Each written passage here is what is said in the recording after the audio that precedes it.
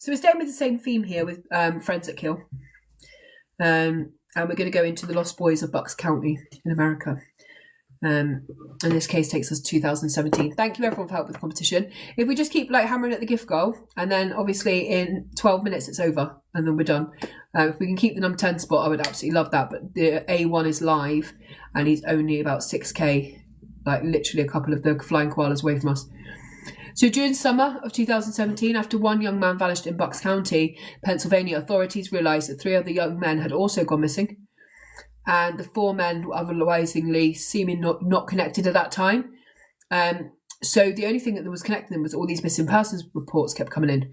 So we're going to talk about this case and actually what happened. It's quite a terrifying case, actually. It has little motive or reason behind it all. So Bucks County is situated in the eastern part of Pennsylvania and has a population of 646,000. And it's the 4th most populated county in Pennsylvania. And it's also one of 3 original counties created by William Penn in 1682. So this case begins on 6 p.m. on Wednesday, July the 5th, in Newtown, Pennsylvania, in Bucks County, when 19-year-old Jimmy Patrick told his grandmother, Sharon Patrick, that he was going to meet some friends at Chick-fil-A. He assured her that he wouldn't be out too late, and before he left the house, Sharon kissed him goodbye, and they each said they loved each other, and Jimmy walked out the door. Do you, Jamie? I literally, I had to get a map for myself because I couldn't work out exactly what I was talking about. So I literally, I got a map and I was having a look at where it was. That's not, I don't know if my phone's not straight or my picture's not straight. I think probably I'm not straight. I'm not very good at it, am I? You do, okay. So this is Jimmy here. This is Jimmy Patrick here, and he would be the first of kind of how we know about this case. So he kissed his grandmother. He tells her he loves her. He'll be back soon. But as the hours continue to go by, he still doesn't return home. Pick up the Rainbow Brigade.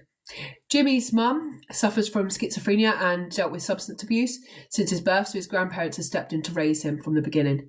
Despite the fact they were in their 50s at the time and working full-time, they had raised him and he had thrived under their care. His grandparents gave up everything all over again to raise children, and it was really what was best for him. According to Jimmy's grandfather, Richard Patrick, anytime their grandson would be out late, he would come into their room, wake them up and say, Granny, I'm home, because he knew that she couldn't sleep properly or fully till she knew her boy was safe. Number 11 is creeping up and now I'm already scared. And Jimmy hadn't come home, he hadn't called. Yeah, just starting, Camilla. So we're just talking about a boy called Jimmy who lived with his grandparents, and he has not come home that night. So this is all you need to know so far. And we're in Bucks County in Pennsylvania.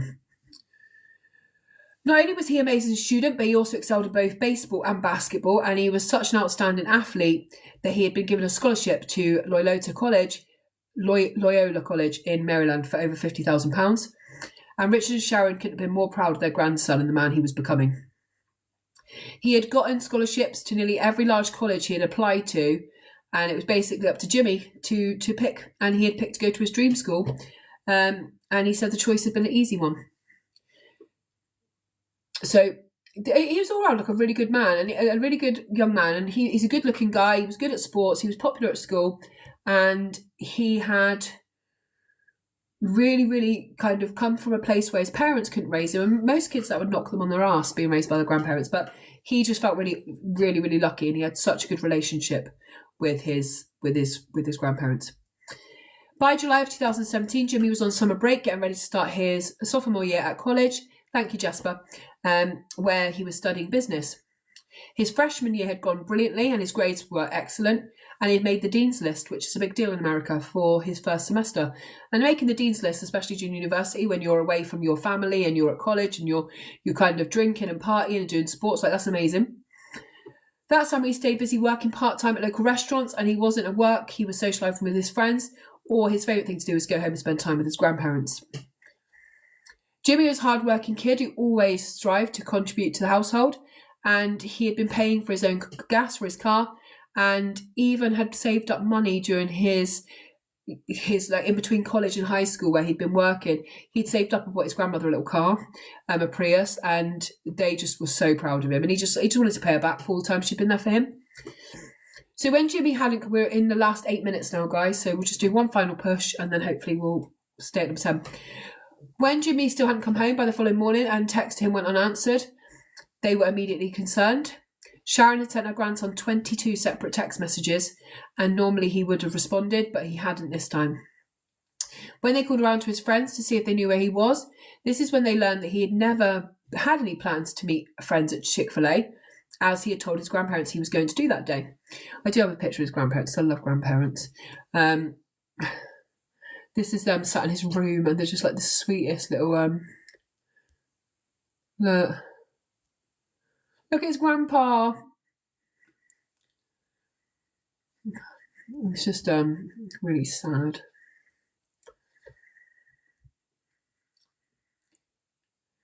So his grandparents are a little bit kind of weirded out at this point, because Jimmy doesn't lie to them. He's got no reason to lie to them.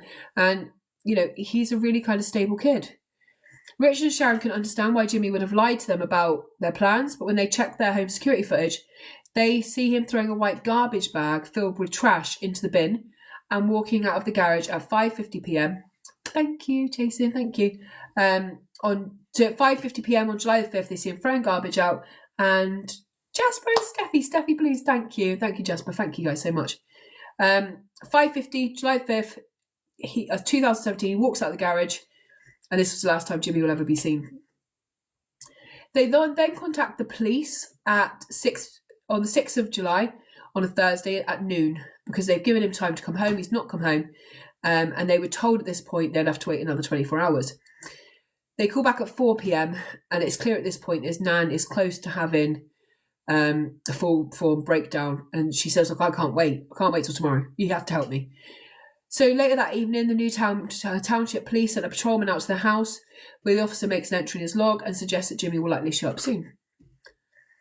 Richard and Sharon gave the officer Jimmy's cell phone number, as well as a picture of him and a description of what he'd been wearing, and they then know the authorities trace his cell phone to so his last ping comes from Springfield in Delaware County, a location 50 miles away. And this really throws him off, because he's got no reason to be in Delaware County, and he has no reason to be 50 miles away when he said he was just going to Chick-fil-A. So, learning this information, Richard, his grandfather, gets in his car and drives to that area. And he begins to walk through parks, grassy areas, fields and woods, right close to this ping, because he's trying to find his grandson. By day 3, the grandparents are printing out their own missing persons flyers and putting them everywhere, and they're seeing no progression, and the police aren't helping them. They then decide to rally some of their money together and get a private investigator, because they need to find Jimmy. We've got 4 minutes left, guys, because I want to check where number 11 is for me. The PI spoke with all of Jimmy's friends to get a picture of what his last days looked like, and they then learn that there is another boy missing in Bucks County, 19-year-old Dean Finocchiaro. Finocchiaro, I think his name is. And they begin to look straight away if there are any consistencies here. We're 10k ahead. Okay, we've got a couple of minutes left. There are 5 people in the room. Okay. Fingers crossed. We've got 4 minutes left. So if we could just keep doing those little koalas up until that point, because even if 5 people, if someone sends a uni, we're fucked. Sorry. So this is Dean here. Now, if you just think about this, they don't look the same. Okay, but there are a lot of similarities. Both good-looking kids, both kind of the darker hair, blue eyes, both very similar looking, both young men. They do both fit the same victim profile, and they are both missing. So although I'm not saying they both look exactly the same, if I was looking into serial killers or somebody going missing around the time, I would be thinking 2 very good-looking young men, very exactly the same age, pretty much. Like, I would be thinking these could be linked. So when Richard was told that Dean disappeared on Friday, July the 7th, 2 days after they last saw Jimmy, he didn't think his grandson's case had anything to do with Dean, because he's not an investigator or a police officer. He is a grandfather. So although Dean and his family lived rather close to Richard and Sharon, the boys had gone to 2 different high schools, each graduating in 2016, and did have different social circles. So they do live very close, actually, these families, but they have no reason to believe they're linked, because the boys don't overly know each other. When Officer Megan Freer was out on patrol that Friday, she received a call about a missing 19-year-old from Middleton Township. So she went to the Finocchiaro home to see Dean's parents, Bonnie and Anthony. Since Dean has got in trouble in the past after going out for joyrides with friends on dirt bikes and four-wheelers, Officer Freer is familiar with who Dean is. He's not a bad kid. He's a kid who's literally always riding around the neighbourhood like this, and he picture will change in a minute. He's just a bit of a daring kid. He likes skateboarding, bike riding, freewheeling. He likes being a boy, basically, a lad. And because of that, police do know him. According to Bonnie, her son was absolutely fearless. Not only did he love dirt bike riding with friends, but when he played hockey, he never hesitated to take on bigger opponents. And during vacation in Jamaica, Dean had been the first to jump off cliffs into the water below. Now, Officer Freer then takes a missing person report, and Dean's parents and several of his friends were at the house. Bonnie and Anthony are worried because their son has a wild streak, and Officer Freer doesn't seem to be taking it very serious when they say, but still, he normally comes home. Dean has started to get his life on track in the recent months leading up to his disappearance, and after he'd gotten a pit bull he named Ace, they could see how nurturing and caring he was. And he worked 50 hours a week as a cook at a local restaurant, Richmond's Ice Cream and Burger Company. Oh, cool. Thank you, Beth. We're about to finish, I think, anyway. Friday the 7th of July, 2017 was Dean's day off.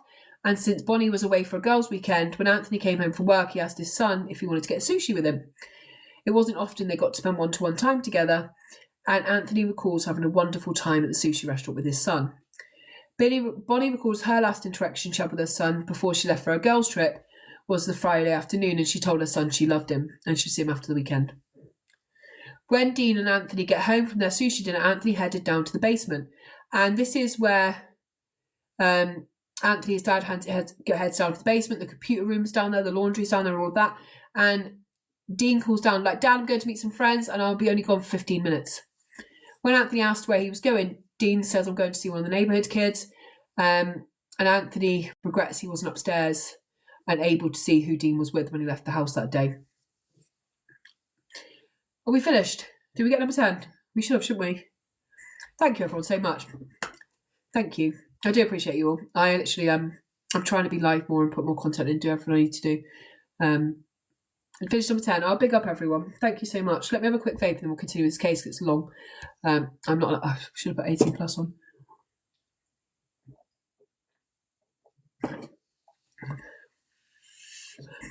Number 10's amazing. Thank you, guys.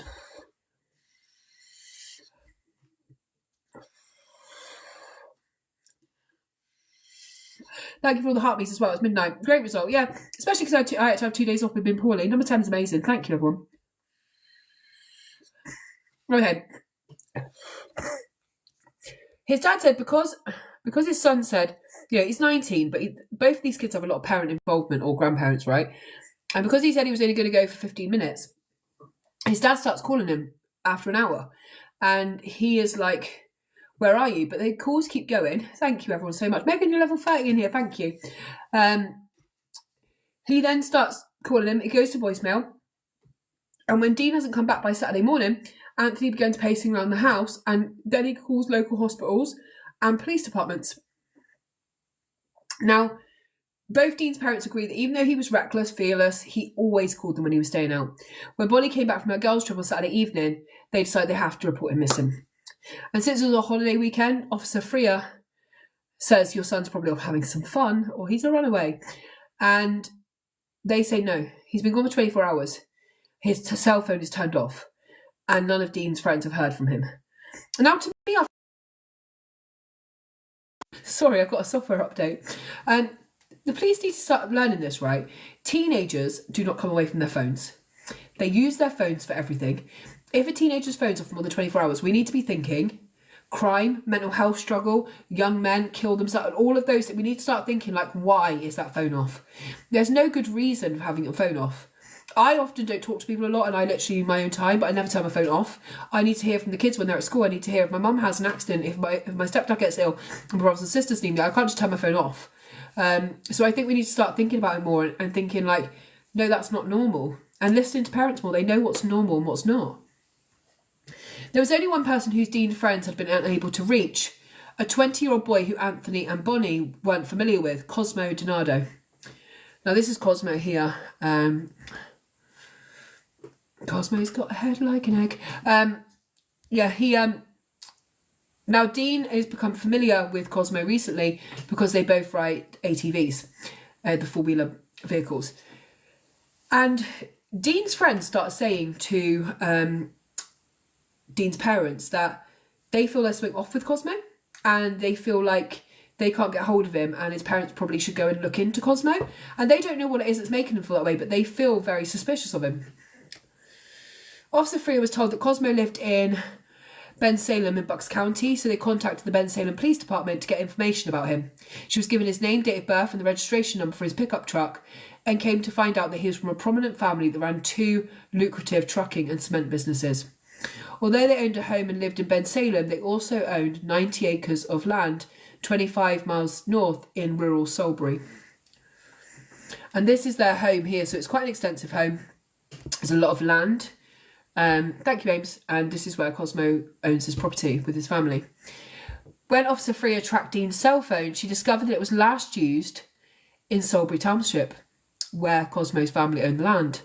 And 2 days after he left home on Sunday, July the 9th, she met up with Officer Gary Forrester from the Salisbury Township Police Department, and the two headed to the Donado land, arriving just after 2 a.m. The location was isolated, pitch dark and expansive as they came upon the dilapidated, run-down home on the property. It was clear no one was actively living there, and they found a shed situated on the back of the house. When they found no one was there, they left the property at 2:45 a.m. After Officer Forrester went back on patrol, something wasn't sitting right with him. So he let Officer Freer know, I need to go back to that property, something's not right. And as he peeked through the door of the shed, he was surprised to find a car inside that was in good shape, since it was obvious the house hadn't been lived in for some time, but somebody had put a car there. He immediately suspected the car had been hidden at that property. Although the back street was strewn with clothing, no one was inside, so he could see that there was fresh tyre impressions that led to that vehicle recently being hidden in that shed. When dispatchers ran the 1996 Nissan Maxima's plates, it was registered to another young man. And this takes us to another man in the story, Thomas Mayo, a 21-year-old from Plumstead Township. Another officer immediately got on the radio and informed Officer Forrester that Thomas Mayo's mother had reported him missing, meaning this is the 3rd missing young man from that local area. Officer Freer went to Cosmo Donado's family home in Bensalem at 8 a.m. on Sunday morning to try and get some answers. Cosmo's mum, Sandra Donado, answered the door, but she indicated that Cosmo wasn't home and likely wouldn't be back till later. As Officer Freer got in touch with the other police departments, trying to learn as much as she could, she was told that Tom Mayo's friend, 22-year-old Mark Surgis, was also missing. They were now dealing with 4 missing young men, all in Bucks County. 19-year-old Jimmy. So let me just remind you who these boys are. We have 19-year-old Jimmy. We have 19-year-old Dean Finocchiaro. Then we have 21-year-old Tom Mayo. And now we have 22-year-old Mark Surgis. Mark Surgis was last seen on, so let me put this timeline into place for you. So I just want to make this really clear because I know there's a lot of people. Let me make these boys bigger. I'm going to tell you how old they are, who they are, and when they were last seen, so you can fit this into a timeline. Okay, so we have 19-year-old Jimmy Patrick, last seen on Wednesday the 5th of July at 6 p.m. 2 days later, we have the disappearance of Dean Finocchiaro, who was last seen on Friday, July the 7th at 6:30 p.m. And then we have Tom Mayo and also Mark Surgis, who were last seen together on Friday, July the 7th at 7:30 p.m. Okay, so this is all happening very quickly, the 5th, 6th and 7th. So other than Jimmy, who vanished on Wednesday, the other last boys were seen on the Friday. So within a two-day period here, we've got 4 boys missing, which makes absolutely no sense at all. According to Melissa, Tom Mayo's mum, her son was an affectionate boy who grew up an incredibly selfless, always putting time aside to spend with his family. After graduating from Bensalem High School and attending East Stroudsburg University for a year, Tom decided to start working at a construction job, and in the months before he vanished, he got a second job working at a local gas station. He wanted to save up. While he worked in the construction job, he had met his best friend Mark Surgis by his side. Together, they had moved into an apartment that was set up in Penburg. According to his parents, he had always been the peacemaker of the family, Mark, stopping in to help anyone in need, and he would diffuse any issues between his loved ones because he couldn't bear for people not to get on. Melissa also saw her son when she woke up, Tom, before she went to work on Friday morning. He left because he was getting ready to meet Mark for work that day. And after work, Tom came home. He shared a bowl of mint chocolate chip ice cream with his sister, Gabriella, who was the last family member ever to see him. When Melissa got a call from Tom's girlfriend on Saturday morning, she asked Melissa if she knew where Tom was, because he was supposed to be coming to see her in Philadelphia. And this was news to Tom's family, and we're talking about Tom May at the moment, because his family assumed he was already in Philadelphia with her. They had no idea that he wasn't. When Mark and Tom had been at work on Friday with Mark's dad, also named Mark, they talked about hanging out late that night. When Mark went outside a few hours after they left work, he noticed that both his son and his son's car were gone, so he assumed that Tom and Mark had gone to hang out. And he wasn't concerned about his son Mark until it came to Saturday morning and he wasn't at work. So according to Mark's mother, Amy King, her son met Tom in 9th grade and the two had become best friends instantly. They bonded over their love for the guitar and spent much of their time together, and Mark was the type of kid who always stood up for people that thought needed him. When Amy last heard from her son on Friday, he let her know he was still at work and told her that he loved her. When she wasn't able to reach her son the next day, she wasn't too worried because her son, probably like me, was notorious for not charging his phone. I'm always on like 3%. Like always. Like my mum says to me, why did it say low battery again? Because I'm doing the cases, I'm online, I'm doing a million things. By 9 a.m. on Sunday morning, Bucks County had formed a multi-agency to find 4 missing young men. And they are men. They're from 19 to 22, and they can't understand it. Officers dispatched back to the Donado property to conduct a more thorough search of Tom's car. They found the car in the shed unlocked with no signs of a struggle. Strangely, they found both the title for his car as well as the keys up against the wall of the shed. And they also found Tom's diabetes supplies in the car. Very concerning, because at this point, he would have been more than 48 hours without the medication that would save his life. I'm going to put this up with just all 4 boys for now.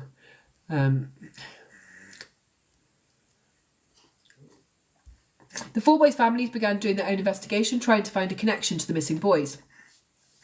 Amy King, Mark's mum, called Dean's family to see if they had any ideas where the boys could possibly be. Anthony, Dean's father, also got a call from a private investigator who worked for Jimmy's grandparents. And at this point, everyone started to realise how big this investigation was going to be, and it was just spiraling out of control. And they started to realise that other people were going to go missing unless they could do something here. However, Sharon Patrick was adamant that Jimmy didn't know the other boys that had gone missing. However, she was familiar with Cosmo Donado, who graduated from Jimmy's high school 1 year before Jimmy had. When Officer Freer was sent back to speak with Dean's parents, Anthony and Bonnie, she asked him if they had any security cameras, and although they didn't, their neighbours up the street did. When the neighbours reviewed the footage from Friday night, they see that Dean, is leaving his house with Cosmo in Cosmo's car. Investigators went back to the Donado family home and rearranged a voluntary meeting with police that was going to be held on July the 9th at 2:30. Cosmo maintained he didn't know where the boys were or what happened to them, but he did admit he had been with Dean on Friday evening. He said they were headed to a nearby house in Longthorn, and during the ride, him and Dean had gotten into an argument. He claimed they stopped the truck and left Dean on the side of the road. From there, he said he went fishing at a local park until around 9 p.m. And because they didn't have enough evidence against him at that point, Cosmo was allowed to leave the police station. The task force reached out to the media in hopes of getting more information, and soon the case had got national attention. When word leaked that the investigators were focused on Cosmo's Donado, the media tried to dig up as much as they could about him. He lived in a nice upper middle class life. He had had run-ins with the police in the past. According to the Ben Salem PD, over the years they had more than 24 contacts with him, many of which involved Cosmo getting aggressive or combative or kicking off on family members when he couldn't get his own way. Months before the boys went missing, he had been charged with possession of a firearm, something he was not allowed to have due to the fact he had previous mental health struggles. Night, Nikki. And there are these photos online that you can see. I can't show them because my live will go down, but there's a lot of him posing with firearms, or like all these menacing weird photos with weird like faces, doing no top on, mad hair, Night Raven, and like all with weapons. It was Dean's family's opinion that Cosmo had never faced charges in the past because of his family's wealth. And and they said this disgusted them, that he had never ever been held to account even for having firearms because of money. Cosmo was a frequent user of social media, and he often voiced his anger and made threats towards others. He and Jimmy Patrick were friends on Facebook, and when authorities spoke to Cosmo's friends, many of them indicated they had distanced themselves because of his odd and aggressive behaviour. He was known to harass women online, act generally aggressive, and if he was selling something online, this is so bizarre. So he sold a lot of things on Facebook and stuff, and if he was selling things like a pair of shoes, he would make sure there was loads of bullets in the photo, or weapons or knives. So he would just display it always in an odd way. He needed people to know that he had access to weapons. Investigators focused on Friday night, July the 7th, the night that Dean, Tom and Mark were missing. And they looked at the ALPRs, which is the automatic license plate readers. And these are attached to, obviously, police patrol cars. The readers around the Salisbury area were scanned, looking for Cosmo's truck, Tom's car, and they were able to determine that Cosmo had been in a very specific general area on the night that both Tom and Mark were missing. Not only that, but his truck was within a quarter of a mile of the family farm that night. Now, this was in direct contrast to what he had told investigators when he told them he'd been fishing that night. And tips and investigated leads through a phone line set up by police came in that Cosmo had been trying to sell a car that was consistent with Tom Mayo's Nissan Maxima. And when they heard about this, they were convinced that he had either kidnapped or harmed the 4 young missing men. They then put together a search team to go out to the barn, and they get a warrant for the Donado Salisbury property. This is 90 acres of expansive property and wooded area, cornfields, hills, a valley and a pond. So we have police going out there in groups. When they go into the old barn on the farm property behind the old shed where the car is, they find blood spatter. And there is pooling. And when we say blood spatter, we're talking about flecks of blood up the wall, which show it's cast off from an injury, shooting, whatever. Like if I hit somebody, the blood's going to cast backwards, right? They also find blood pooling, which shows that somebody has often bled that much that they probably died. So you'd find a pool of blood where someone's been laying and it's leaked into kind of a pool underneath them. They were unsure at this time who the blood belonged to or how long it had been there. In the midst of the search, Anthony Ficario, Dean's father, got a text message from Verizon that his son's phone number had dialed 911. When he contacted investigators to let them know, he was notified they had found Dean's cell phone, and it was them who called 911 in order to identify whose phone it was. On Monday, Richard and Sharon Patrick were told that Jimmy's last cell phone ping hadn't been in Springfield, Delaware, as they initially thought. It was actually in Salisbury near the property, which is Denari's owned. This was then they finally realised that actually Jimmy was tied to the other missing boys. And I've seen Sharon talk about this in an interview, and it's so heartbreaking. She had tried so hard to say, no, Jimmy isn't part of this, because if 4 young boys go missing, it's likely something's happened, right? Terrible.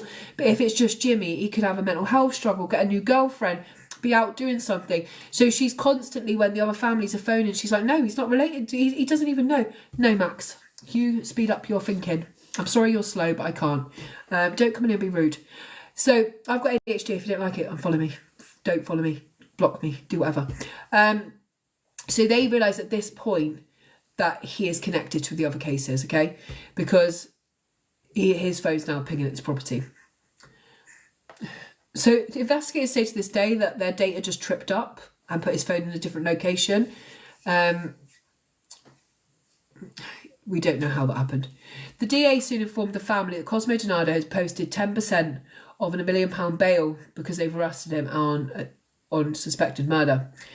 They were stunned that the police had allowed the bail of a quadruple murder homicide suspect. And he's been released back into the community where 4 young men have gone missing. During the 3rd day of the search on Wednesday, July the 12th, the team began to focus on a large pile of rocks and disturbed dirt on the property. As they start to dig, they detect a strong odour of gasoline, At this point, Cosmo was rearrested for stealing Tom Mayo's car and his bail was set at $5 million. As the team continued to dig into the darkness of the night, their shovel suddenly struck metal as they come across an oil tank, otherwise used as a pig roaster.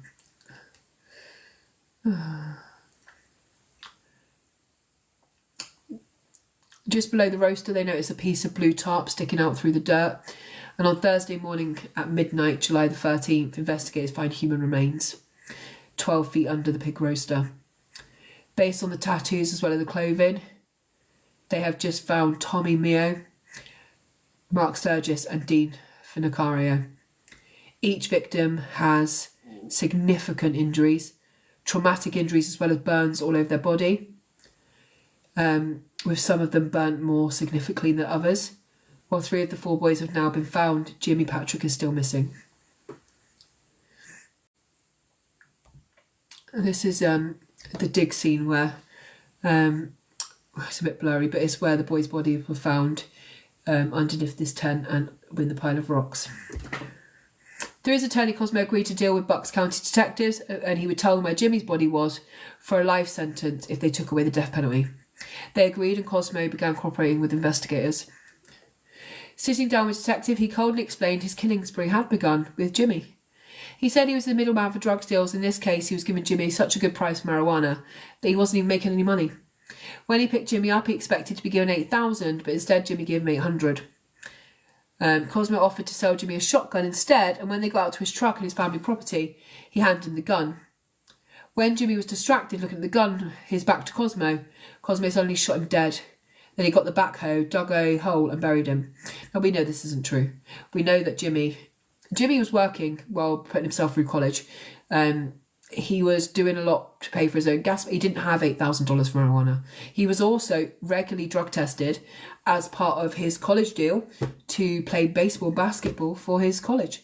So he wasn't smoking marijuana. He was he got given the scholarship based on him being able to play sports. So this is just a way of criminalising him and making it his fault he died. 2 days after Jimmy's murder on Friday the 7th, Cosmo brought his cousin, 20-year-old Sean Kratz, and he will become an important part of this case. The Kratz here. And miserable fucker, this one. Look at his face, literally. You've done the killing. We haven't done anything to you. So he says Sean, who lives in Philadelphia, has some previous non-violent run-ins with police. They, as cousins, decide they're going to rob Dean. And when they picked him up, Dean was under the impression it was to buy a quarter pound of marijuana. When they went into the barn on Cosmo's property, Dean was looking at a Vespa inside when Sean began to just shoot him dead onto the ground. Despite the fact Dean was clearly dead, Cosmo took the gun from his cousin just to fire more shots into Dean's body. After Dean's murder, Cosmo left Sean at the farm to meet Mark and Tom at a nearby shopping centre for a drug deal. Mark parked his car, got into Tom's car and followed Cosmo back to the farm. Cosmo told investigators they could sense that something wasn't right, and when they turned their back to him, he shot Tom in the back. Mark began to run away as Cosmo told investigators he's such a big kid. I just unloaded the clip into him. At this point, Tom was still alive, laying paralysed in the driveway, screaming, "I can't feel my legs," when Cosmo realised he was out of bullets, so he got the backhoe and ran his body over. Like, he's just watched you shoot him in the back, he's paralysed, you've shot his best friend in front of him, and then you go, Cosmo's Denaro is here, and this is his cousin. Cosmo and Sean placed 3 bodies into an oil tank that's been converted into a pig roaster, lit it on fire, and then left the farm with the boys' bodies burning. On the way home, they stopped to eat cheesesteaks. Investigators could see the reality begin to set in during this confession, whereas Cosmo, who had been previously detailing the crimes in an eerily calm way, began to sob and say he didn't know what he'd done. As part of his deal, he left investigators to Jimmy's body that was buried 3/4 of a mile away from the other 3 victims. With this, 4 families were left utterly shattered, unable to comprehend how their beloved children could have been so callously taken from them for no reason. Police then want to bring in the accomplice, Kratz, Sean Kratz, the cousin. When he comes in, he says he did witness 3 murders, but he denies shooting Dean as Cosmo said he did. According to Sean, when Cosmo brought Dean to the farm under the guise selling marijuana, he told Sean to wait in the car. Cosmo came back out alone and he said he never fired any shots but heard the shots. Although Sean continued to insist that he had nothing to do with this, he did know where the murder weapon was buried. Other than saying that his cousin had issues, he was unable to offer any motive as to why Cosmo would have killed these 4 young successful men. The only motive we can really come to is just pure jealousy. Pure jealousy and a lust for murder. There is nothing else here. He tried to say throughout this whole court case, I was selling this one weed, I was selling that one weed. These boys all were at college or had jobs. They may have smoked a little bit of weed, but they weren't buying £8,000 worth of weed. They weren't drug dealers. They weren't the middleman of this big production. They were, thanks FYP Crew, they were working very hard. We know one of them worked 60 hours a week. We know one of them was at college playing basketball and baseball. He wasn't smoking drugs. They get tested regularly. If you get a scholarship and you play for one of the leading colleges, you get tested. Over the course of nearly 9 months, authorities continued to pressure Sean for the truth, and he finally admitted his role in Justine's murder. Based on their initial plan, Cosmo wanted Sean to come upon Dean in the woods on a 4-wheeler, but when he wouldn't do it, Cosmo got frustrated, and Cosmo gave him a signal, and he said he closed his eyes and fired the gun at Dean. He claimed he was afraid of his cousin. Authorities believe that Cosmo killed these 4 men simply because he could. Thank you, FYP Crew, so much. Thank you. He killed them simply because he could. He had a sick and twisted mind, and within 4 days, he planned, killed, and buried the bodies after burning them. Okay, I'll have a look when I come off. I don't have your WhatsApp, do I?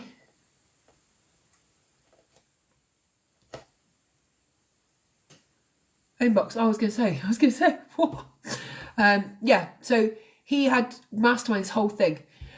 On July 14th, 2017, 9 days after his killing spree began, Cosmo was charged with 4 murders and pleaded guilty to 4 counts of first-degree murder as well as robbery and abuse of corpses, because of the burning of the bodies and the disgusting stuff he did. Sean Kratz went to trial in November 2019, and a jury found him guilty of the first-degree murder of Dean Finuccio and of the voluntary manslaughter for the deaths of Tom Mayer and Marta Sergis, who he was there for.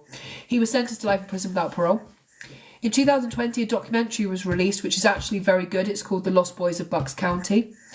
5 years after the horrific murders, Cosmo Gennaro's family settled a wrongful death case filed by the relatives of the 4 victims. They alleged that Cosmo's parents neglected their son. They knew he was mentally unstable. They knew he was violent. They knew he was volatile. Them themselves had phoned the police because of what he had done to them. But yet they provided him with guns, ATVs, a construction equipment, a backhoe, a farm that he was allowed access to at all hours of the night, a fucking pig roaster. Like, you knew that he was fucked in the head. You knew that you were terrified of him. Oh, I have got the picture with the thing, but I think I cut the firearm out. Yeah, I cut the firearm out. You can see the red glow of it in there. Like, he literally was, you knew he was nuts. Like, why would you give a kid that you know is fucked guns?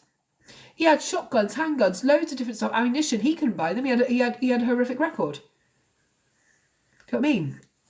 According to Sandra Donato, before Cosmo began to struggle with mental health illness, he had been a model son. He wanted to become an orthodontist. He played for Bucks County Bears football team and served on Township Drug and Alcohol Task Force. However, in 2016, he began treatment for bipolar and schizophrenia and was prescribed antipsychotics. He became obsessed with Mexican drug cartel that had a disturbing ritual for disposing of bodies. Only 1 year later, he would go on to murder 4 innocent men. See, even at that point, when you know that your son is hearing voices and he has BDP and all of those things, bipolar, sorry, that's at a point where you're like, right, we're going to take away all your access to weapons. We're going to take away access to construction equipment and isolated farms and things that you can roast bodies on. We're going to take all of that away because at this point, we're doing it for you. Now, personally, for me, if my child has those things, I'm not even thinking about taking away weapons so you can't murder someone. That's not entering my head. I don't want you to kill yourself. I don't want to find my kid dead from a gunshot wound. So at this point, because I love you, I'm taking that away. Like, do you know what I mean? Lulu, his parents had phoned the police several times because he was attacking them. They were terrified of him. A lot like in the case of the Southport killer recently, Axel Roccagamana.